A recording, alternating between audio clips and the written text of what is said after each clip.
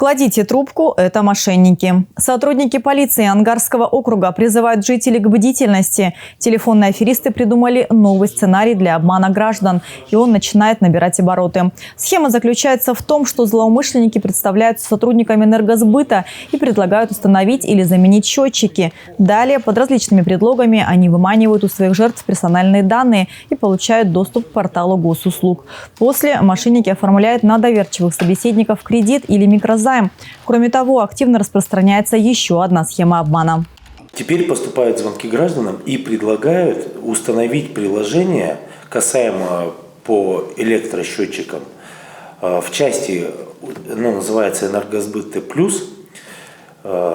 предлагают установить это приложение в части получения бонусов за своевременное проведение оплаты по регулярным платежам за предоставленные услуги. Значит, в городе Ангарске с начала месяца уже 7 фактов данных зарегистрировано.